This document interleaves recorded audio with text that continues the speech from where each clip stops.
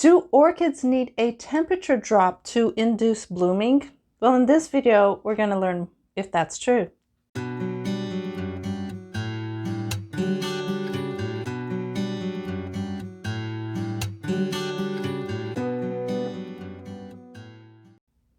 Hi, I'm Amanda Matthews, and thank you for watching this video at Orchideria. You can provide all the different lighting, humidity, watering, fertilizer, but if you don't provide the right temperatures, your orchids are not going to grow indoors like they would outdoors in nature. Most all orchids require a 10 to 15 degree Fahrenheit drop in temperature at night. Now this will benefit the orchid three ways. First, the cooling off period at night will remove the excess heat that the orchid has absorbed during the day. When the orchids cool off, also the stomata, which are the breathing mechanisms, the pores in the orchid on the underside of the leaf, will open more often with this heat. During the higher heat, they will remain closed to trap in this gas and mainly to trap in the humidity. If you grow your orchid in the same temperature year-round with no variation in winter, summer, spring, or autumn, your orchid will have what they call heat stress. First, it won't know what season it is. Second, it won't know when to cool down. And even in the high temperatures in the equator, there is a slight variation in these seasons. Not much, but there is. And the orchids that live there will sense this. So even orchids that live in other climates like desert climates and cooler climates and even mountain climates, they can sense the temperature around them and sense the seasons are changing. So they need two things. First, they need a variation between seasons, and they need variations of temperature between day and night. When you first start your orchid care, you might think that all orchids are tropical and subtropical. Well, that's not true. Orchids live in a vast majority of the earth, and except for where there's glaciers. So they live in all elevations too. So you might have an orchid near the equator, but it's on a higher mountain, so it's going to be a cooler orchid. So all this will influence what kind of growth you're going to imitate indoors and recreate that same pattern indoors. So let's say you turn down your temperature at night and all of a sudden the tips of your orchid leaves start to turn black.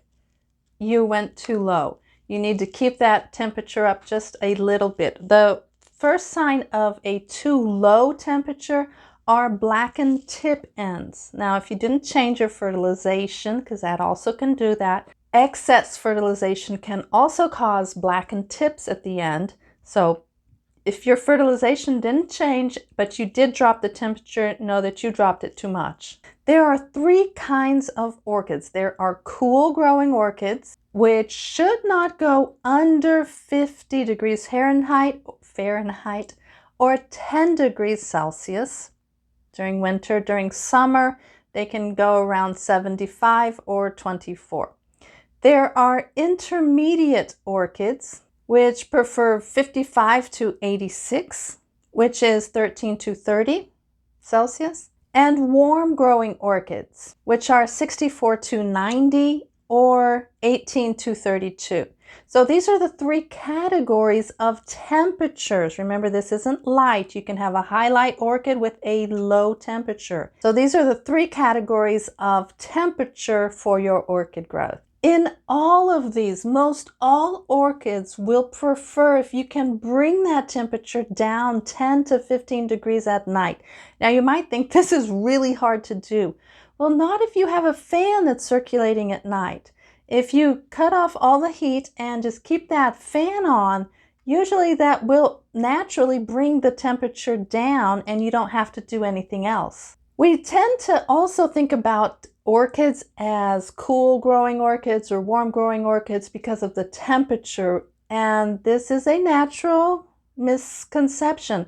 The real thing you're needing to realize is that it's the elevation that influences this temperature. So cool growing orchids will grow at a higher elevation. They'll be on the cliffs and the plateaus, and they're starting to rise the mountain a little bit. Some orchids that are cool growing are cymbidiums and odontoglossums. Intermediate orchids are those that aren't going to grow at the top of the mountains, but they're going to be at lower levels in between 1,000 and 1,300 feet. 1,000 and 3,000 feet. Of course, this will depend how close to the equator they are. They can be higher up if they are closer to the equator. So you have to make sure when you're researching for your orchid care, look at the elevation where it lives, look at the temperature it lives, look at the climate, the humidity, and all these things, because that will make a difference in your orchid care. The list of intermediate growing orchids are a little longer than the cooler orchids. And these can include cattleyas, cymbidiums, epidendrums, maxillaria, and pathiopedilums. They are all intermediate temperature ranges. The third group, the warm growing orchids, are going to be closer to sea level. They're going to be on the savannas. They're going to be on the lower levels or closer to the equator, where these temperatures are going to be higher and less variation year-round. These are the orchids that we will probably have the most problems, and I won't put problems, I'll put obstacles in our orchid care as we grow them indoors, because they also will like the higher humidity. They will also like the higher light. They like everything in excess. And to produce that indoors is extremely hard. The one exception is the Vanda orchid. You can grow Vanda orchids indoors if you provide a lot of light. Now let's say that you just saw this article and you want to bring your temperature down drastically. Be careful. There is something called bud blast, that if you change the temperature too drastic in a short period of time, and this usually happens during transport. You buy an orchid in the middle of winter, you're in the greenhouse at the nursery, and you see this beautiful, awesome orchid, and you buy it, you walk out to your car in the middle of winter and it's snowing and that wind just whips you in the face. It also whips your orchid. So be careful with these extreme variations of temperature, because that can cause bud blast. If you all of a sudden drop your temperature indoors, your orchids will feel it. Bring that temperature down slowly. There are several indications that your temperature is not correct. And one of those, if you have an orchid with pseudobulbs, they will be smaller each year instead of larger each year. The natural progression of a sympodial orchid that has pseudobulbs is that each year that goes by, that pseudobulb is going to get larger and larger and larger. If you get an orchid that is, the pseudobulb is getting smaller each year, your temperature might be off. It might not be the fertilization, it might not be the water, it might not be the sun, but it could be the temperature is wrong. It's just not getting that heat that it likes. All these temperatures that I cited before are during winter weather. So you might think, but my cattleya, it's a intermediate temperature, but I grow it way above 80 degrees, 86 or 30 degrees. Yes, that's during winter. During winter, you don't want to go above 86. During summer, yeah, you can pipe up those temperatures, because your orchid's gonna love it. But all these temperatures, when we refer to them as maximum temperatures, that's during winter. We talked about fluctuations during the day. Now, what about seasonal fluctuations? If you have a summer blooming orchid and it blooms during summer, when it comes to winter, you'll need to water less. You'll need to provide less hours of sunlight. You'll need to fertilize less. You'll need to provide everything in less quantity and frequency, because the orchid's not going to do as much. and flip-flop this if you have a winter blooming orchid. So you need to, it's hard to put all the orchids in one category and say, okay, do this one recipe for all your orchids and you'll be fine. You need to look at your orchid and learn with it. Okay, this one's blooming now, so that means in 4 to 5 months, I'll be doing less of this and less of that.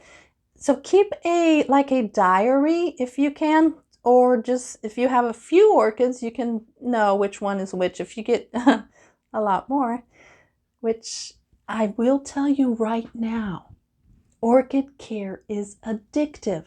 Once you get that one orchid, and you rebloom it, that is the mark for your promotion in orchid care. That means you went from 101 to 201 in orchid care and you are ready for more.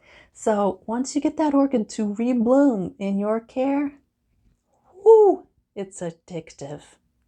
So beware, I warned you. A good idea once you have more orchids is to set them up according to their temperatures. If you have a lot, you can set one side over on this shelf, the whole shelf. I'm talking the whole plant shelf, not just one shelf, the whole stand. Put that temperature with orchids that prefer that temperature, and then in a different place, do orchids that are cooler or warmer, or keep your orchids grouped together in growing conditions, because it's easier to take care of them like that. If you're growing them indoors, try to group them together by temperature preferences, and it will make your care a lot easier, because it's easier to cool or heat a room than it is with one room, different kinds of orchids all over the place.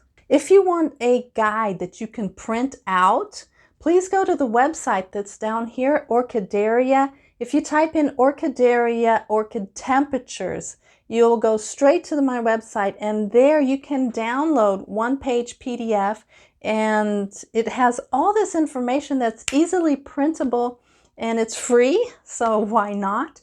And you can keep that in your care so it's easy to get access to, like when you're going to order more orchids online, you can refer to this one-page summary of all this information, and it's easy, it's accessible, it's right there. To find it, go to Google and write Orchideria, orchid temperatures, and it should come up as the first result. Go to that page, it's on the very bottom of the page. And also on my website, you can find so much more information. I started the website a year before I started the YouTube channel. So the YouTube channel doesn't have that many videos yet, but the website does. So if I don't have a video on here of a question that you have, go to the website and you can really research things that I haven't made a video out of yet. If this video did provide content and value and answered any of your questions, please hit that like button, because that gives me some feedback of what kind of videos are working and what videos aren't working. And that just helps you get better quality videos in the long run. There are several good videos also that if you want to continue your research here, there's about heating pads, there's about artificial light requirements, there's about low light orchids and purple leaves. So if you want to go and continue this before you go to my website and really get that download, but get it because it's free. I mean, what's better than that? I appreciate it, and thank you for watching this video at Orchideria.